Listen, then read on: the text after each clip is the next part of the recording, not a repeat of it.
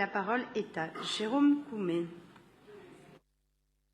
Madame la maire, mes chers collègues, depuis le début du Covid, une cinquantaine d'hôtels parisiens servent d'hébergement d'urgence pour des publics en situation de grande vulnérabilité. Dans le 13e, la résidence étudiante Palatino et l'hôtel de tourisme Lodgin ont ainsi accueilli pendant près de 2 ans et demi plusieurs centaines de familles. Je ne reviens pas sur le fait que, comme bon nombre de mes collègues maires d'arrondissement, nous n'avons jamais été tenus informés de ces mouvements de population, ni par le SAMU social, ni par la préfecture de région. Pour autant, nous avons fait notre devoir en accordant des places en crèche, en scolarisant les enfants, dont nombreux étaient handicapés dans le 13e, mais aussi au travers du suivi des familles, notamment celles relevant de l'aide sociale à l'enfance. Je tiens d'ailleurs à souligner l'investissement remarquable des travailleurs sociaux de l'espace parisien des solidarités du 13e auprès de ces familles. Ces familles, je les ai rencontrées. Elles sont d'ailleurs soutenues par un collectif de parents d'élèves, d'enseignants, d'organisations syndicales et d'associations.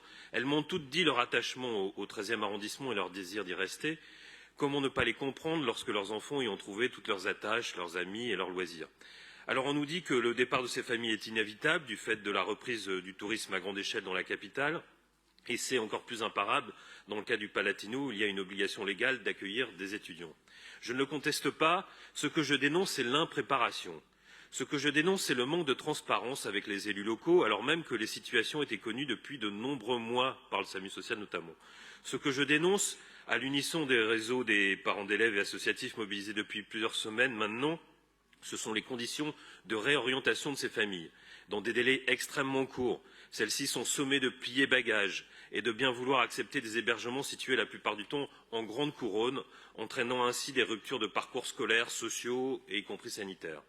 Et ne croyez pas que les familles relogées dans le parc parisien s'en sortent à bon compte. Nombre d'hôtels réquisitionnés par l'État sont en réalité insalubres à l'arrivée de ces familles.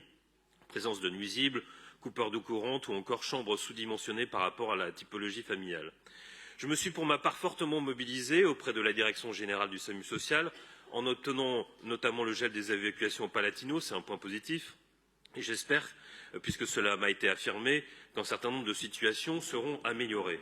Mais il s'agit là d'une maigre consolation qui ne saurait éclipser le reste. Ces opérations s'inscrivent en réalité dans un contexte général de fermeture de places d'accueil à Paris. Les chiffres donnent le vertige. 2500 places hôtelières réservées par le SAMU social sont d'ores et déjà fermées ou le seront avant la fin de l'année. Et je conclus et ce vœu a pour le but d'alerter sur cette situation évidemment extrêmement dramatique et d'alerter sur le fait que de nombreuses familles et de nombreux enfants sont concernés, faisant attendre la voix du Conseil de Paris. Merci à vous.